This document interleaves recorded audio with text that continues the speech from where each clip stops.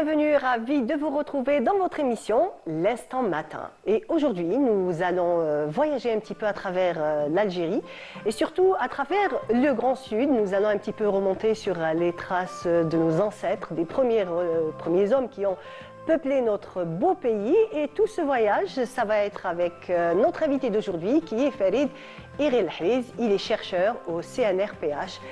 Bonjour Farid. Bonjour madame. Comment allez-vous? Ça va, tranquille. Ça va. Bien. C'est toujours un plaisir d'être parmi vous aussi. En tout cas, c'est un plaisir de vous recevoir ce matin, dans l'Instant Matin. Donc, nous avons une petite demi-heure où nous allons essayer un petit peu de repartir avec vous depuis déjà comment vous êtes intéressé à faire de l'archéologie d'abord, et surtout parce que vous avez un parcours à votre actif, on va dire, très très intéressant et très appréciable.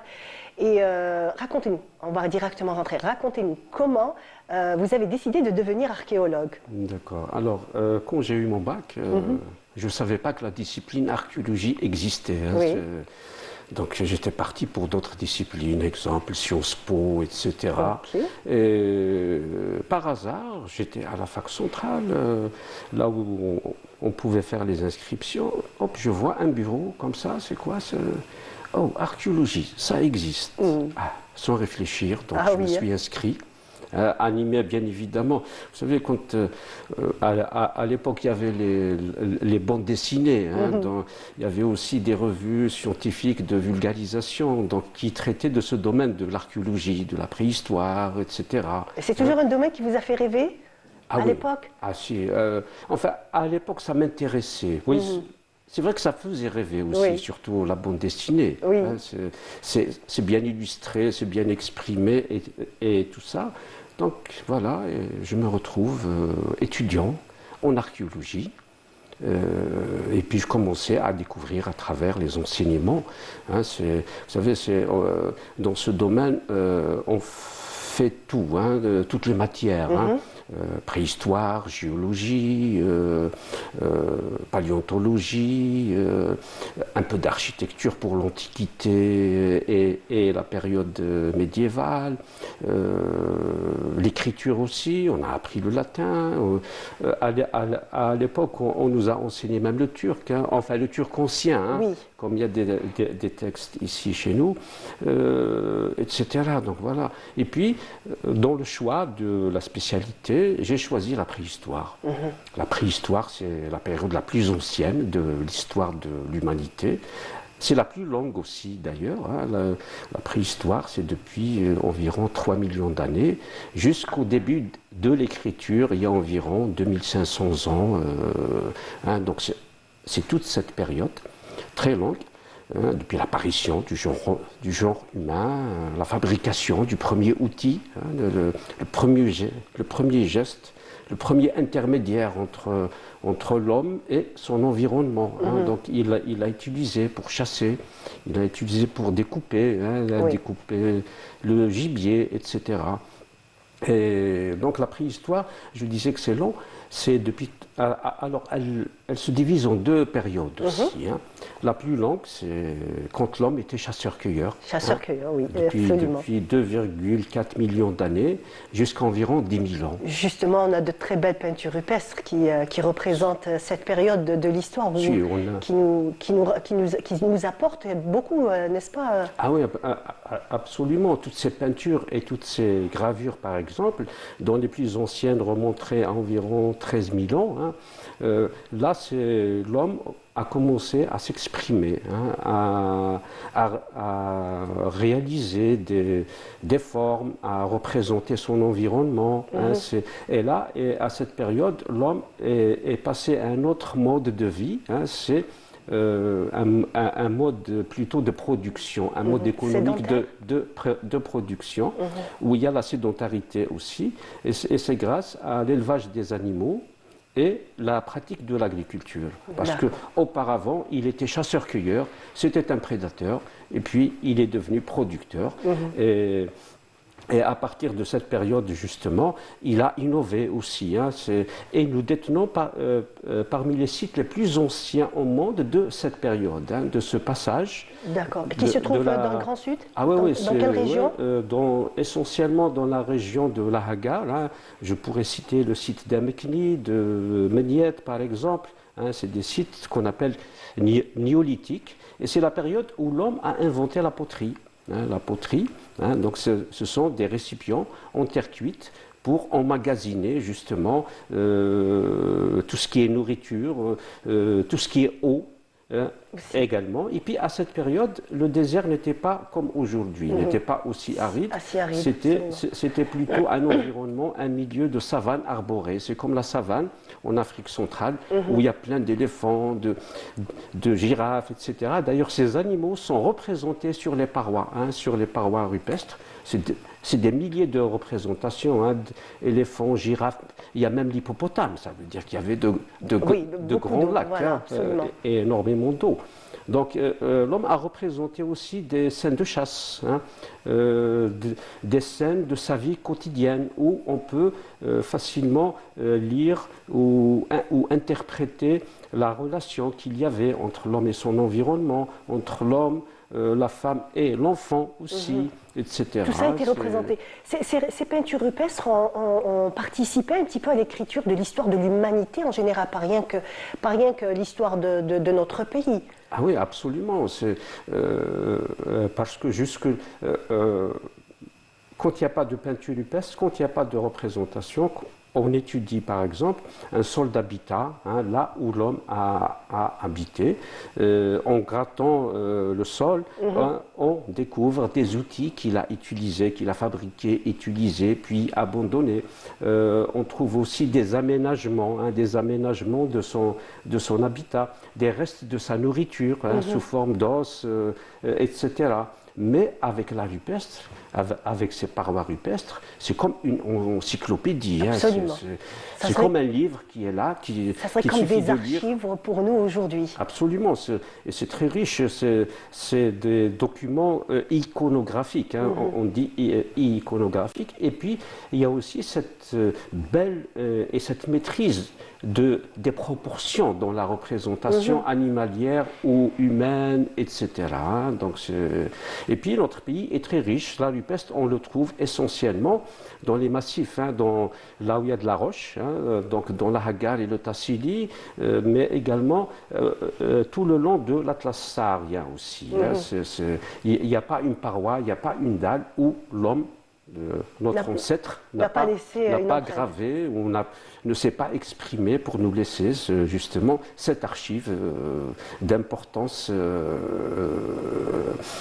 pour le patrimoine, pour la connaissance de l'histoire, et puis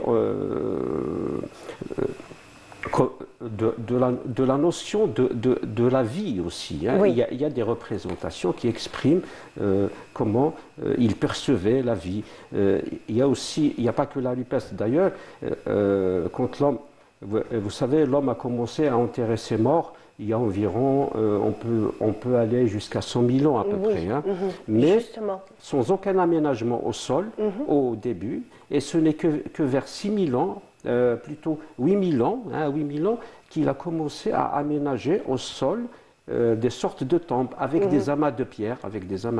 Donc il apportait des aménagements, et c'est ce qu'on appelle les tumulus. Les tumulus, absolument. Les tumulus, donc ce sont des tombes. Quand il y en a plusieurs, c'est des nécropoles, c'est de véritables nécropoles, avec différentes dimensions, différentes formes géométriques. D'ailleurs, c'est les premiers. On enterrait les hommes et les femmes de la même manière, ou il y avait une différence? Alors, d'après ce qu'on a comme reste, il y a des formes de tombes qui sont particulières, réservées aux femmes. Il y a d'autres formes qui sont réservés aux hommes aussi. Mais c'est souvent des enterrements individuels, souvent, mais parfois on trouve plusieurs individus dans une même tombe aussi. Et puis plus que ça, la dernière découverte dans ce domaine, c'est sur le plateau de Tedmate, du côté de Timimoun. Cette dernière découverte, en quelle année ? Elle remonte à 2 ans, 3 ans. D'accord, c'est vraiment récent alors. Oui, c'est très récent. Okay. Et là, on a trouvé une tombe, une sépulture. Ce travail a été fait dans le cadre de l'archéologie préventive. Hein. Donc il y avait des entreprises de gaz hein, qui exploraient. Qui ont exploré puis qui exploitent justement cette ressource, cette ressource fossile d'ailleurs, hein, et on est intervenu pour justement sauver ce vestige, cette tombe et son contenu. Pourquoi? Parce qu'à cet endroit, ils allaient faire un forage. Hein. D'accord. Ils allaient faire un forage. Et là, j'ouvre une parenthèse, comme quoi la préservation du patrimoine n'est pas en contradiction avec le développement économique et énergétique. Hein. On peut, tout en développant, sauver notre patrimoine qu'on ne doit pas sacrifier. Qu'est-ce qu'elle avait de particulier? Justement, ce qu'il y a de particulier, c'est que dans cette tombe, on a trouvé un squelette d'un humain, un squelette humain, adulte, mais auquel on a associé un animal.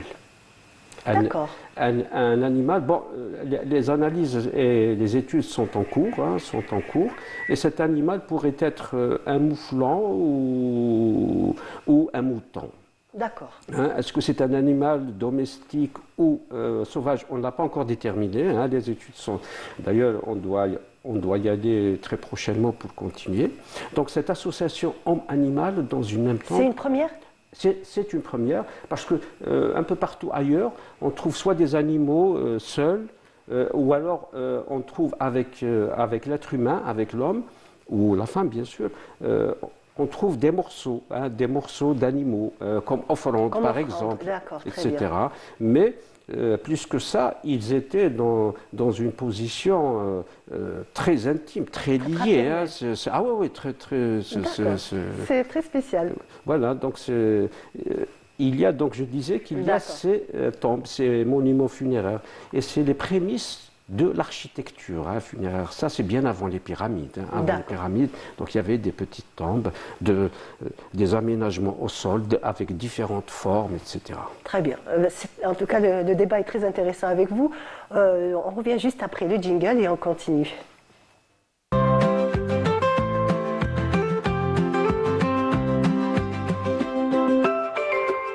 De retour sur notre plateau, l'instant matin continue avec notre invité Farideh El-Haniz. En tout cas, c'est passionnant tout ce que vous étiez en train de nous dire. Moi, personnellement, vous m'avez amené loin dans le passé.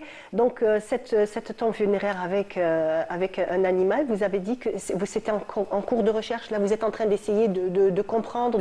Si, parce que la fouille, on va dire, parce que là-bas, les conditions de fouille sont très difficiles. Et c'est grâce à l'apport, justement, à la logistique de ces entreprises de gaz, dans Sonatrach et son partenaire, qu'on a pu d'ailleurs adopter une nouvelle méthode de fouille aussi, puisque le squelette était dans un sédiment très ondulé, hein, très dur, donc et vous savez, les aléas du climat du Sud, il fait très chaud, très froid, il y a du vent. Donc, qu'est-ce qu'on a fait? On a eu l'idée de découper tout le bloc qui porte cette sépulture. On l'a déplacé vers la base de vie où un espace a été mis à notre disposition. Et c'est là-bas qu'on a continué à fouiller. Hein, à fouiller tout doucement parce que c'est pas. C'est fragile. C'est très fragile et puis il ne faut pas perdre. Oui. Et on continue toujours. D'ailleurs, on va y aller bientôt. Et vous avez été aussi donc directeur du parc naturel. Du parc culturel. De la Hagar. De la Hagar, oui, j'ai eu. Pendant combien d'années? Pendant de 2003 à 2011. D'accord. Une belle expérience? Oui. Oui, j'aime bien comment vous dites oui. Ça vient du fin fond du cœur, j'imagine. Vous savez, moi je suis plutôt littoral. Hein. Oui. Je suis plutôt mer. je suis né à Alger, mais j'ai la chance d'avoir des parents qui sont originaires de Tixirt. Oui. Tixirt, c'est pas loin Belle d'Alger. ville côtière, oui. Et depuis mon enfance, à chaque fois qu'il y a des vacances, etc., hop, je partais là-bas. Donc j'ai grandi comme ça, avec cette grande étendue, étendue d'eau. Et à partir de 2000, je me retrouve dans une autre étendue, Loin de la étendue désertique. Oui. C'est sec, l'eau est rare. La première fois, c'était à Djanet, où je suis resté 3 ans. J'étais responsable du département recherche et interprétation au parc du Tassili. Et puis, à partir de 2003, donc j'ai eu cet honneur et c'est un privilège, il faut le dire. Et ce privilège diriger le parc de la Hagar. Le parc de la Hagar, c'est à Tamanrasset, le siège il est à Tamanrasset. Et le parc, c'est 600 000 km². C'est énorme. C'est plus grand que la France, par exemple. 600 000 km² dans un environnement désertique. Et la mission du parc, la mission de l'office qui gère ce parc, c'est la protection, la préservation et la valorisation de tout ce qui est patrimoine archéologique ou environnemental. Parce qu'on considère que le patrimoine culturel, il est indissociable de son environnement naturel. Donc on protège même la faune et la flore, les rares arbres qu'il y a, la faune aussi, etc. Et il y avait du bon personnel à l'époque, il y avait de bons cadres aussi. J'ai eu cette chance aussi de trouver des personnes aussi passionnées que vous. Ah oui, d'ailleurs je salue tous ceux qui ont travaillé ou ceux qui travaillent encore au parc de la Hagar. Voilà, donc j'ai dirigé ce parc, on a construit, il y a eu beaucoup de recherches dans le domaine de la géologie, par exemple, parce que le parc, la Hagar, c'est un énorme terrain de recherche dans divers domaines. Même la géologie, par exemple. D'ailleurs, cette région, on la qualifie de paradis de géologues. J'imagine, effectivement, c'est ce que j'allais vous dire. À chaque pas que vous faites, il y a tout un pan de l'histoire qui est là sous vos pieds. Absolument. Parce qu'avec la géologie de la Hagar, par exemple, on peut réécrire ou résumer toute l'histoire de la planète Terre. Oui, justement. Tous les grands événements qu'a connu la Terre, ont laissé des traces dans la Hagar et le Tassili en général. Et puis ce qui est particulier, c'est que là-bas, les couches anciennes, elles affleurent. Elles sont remontées du sol parce qu'à un moment donné, il y a eu des mouvements tectoniques et volcaniques dans l'histoire de la Terre. Ça a commencé il y a de cela à peu près 200 millions d'années, jusqu'à 20 millions d'années peut-être, si ce n'est plus. Et donc ça a soulevé toutes les couches inférieures. Elles sont là, elles sont au ras du sol. Le géologue n'a pas besoin de faire des carottages ou de creuser pour faire remonter des sédiments des couches anciennes, mais elles sont là en face de lui. Il peut les lire très facilement. D'ailleurs, je me souviens une fois à propos de ça, quand j'étais au Tassili, donc il y avait des ingénieurs de Sonatrach qui venaient au Tassili. Vous savez, le Tassili, ça signifie plateau. C'est un plateau qui forme des falaises de jusqu'à 200-300 mètres de hauteur.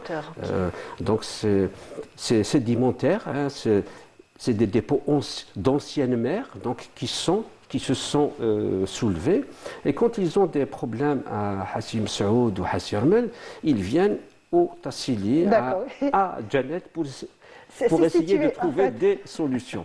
Bon, pourquoi ? Parce que cette couche de grès qui forme une falaise à Djanet, par exemple, plus on monte vers le nord, plus elle descend. Elle descend, elle est en profondeur. Et puis à Hassirmel, elle se trouverait à 4000, 5000 mètres de profondeur. C'est extraordinaire. Donc c'est un paradis des géologues. Donc j'ai eu l'occasion comme ça de recevoir des géologues, des collègues de Babzouar, de l'Institut des sciences de la Terre, que je salue d'ailleurs. Il y a aussi la faune et la flore. Justement, elles sont très intéressantes et en même temps aussi peut-être à protéger. Là, en ce moment, on en parle vraiment, on parle de l'importance de la protection, de la sauvegarde de toutes ces espèces. Ah oui, parce que c'est un environnement, c'est un écosystème très fragile. Très fragile, absolument. Très fragile. Donc, si on perturbe, on fait disparaître une espèce, même un insecte. Absolument, oui, le moindre petit lézard pourrait... Ah oui, parce qu'il y a une chaîne alimentaire. Chaque espèce dépend de l'autre, etc. On pourrait déséquilibrer toute cette chaîne alimentaire. Oui. Absolument.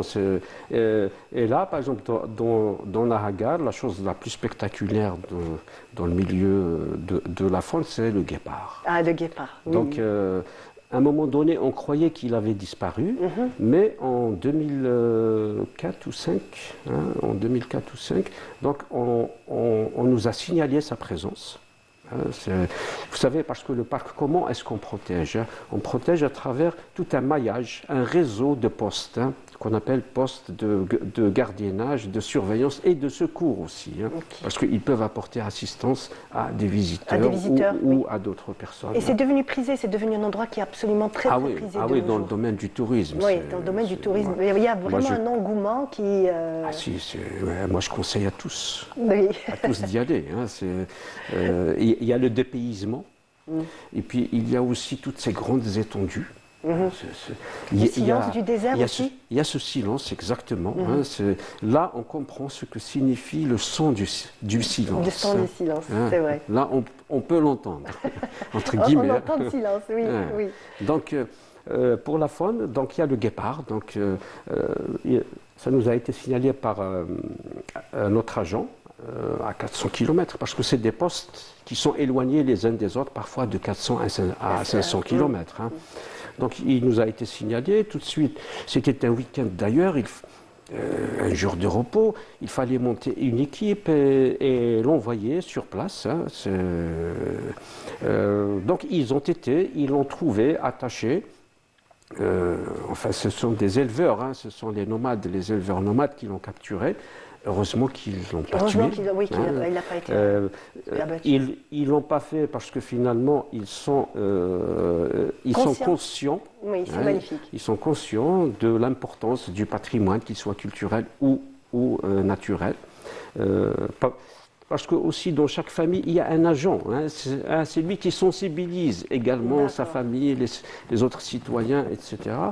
Donc on a été, donc on a fait une fiche technique, des photos et tout ce qui s'ensuit. D'ailleurs, pour l'anecdote, et puis ils ont dit aux éleveurs, voilà, maintenant on va le relâcher. Ah, ils se sont énervés, mais comment ça? Mais vous savez que si vous, entre guillemets, si vous le relâchez maintenant, ce soir, il va venir dîner chez nous, voilà. parce qu'il va venir chasser peut-être une chèvre ou quelque chose comme ça, etc.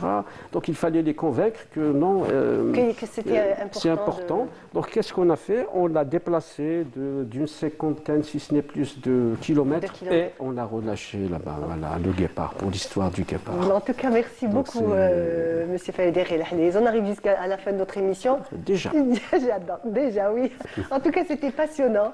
Merci beaucoup de nous avoir un petit peu amenés dans votre monde et nous a un petit peu faire découvrir ce désert qui est, comme je vous l'ai dit aujourd'hui, très prisé. Et merci beaucoup pour tous les efforts. Vous voulez rajouter un dernier mot? Oui, j'ai la chance, en tant qu'archéologue, j'ai la chance de pouvoir voyager à travers l'espace et le temps.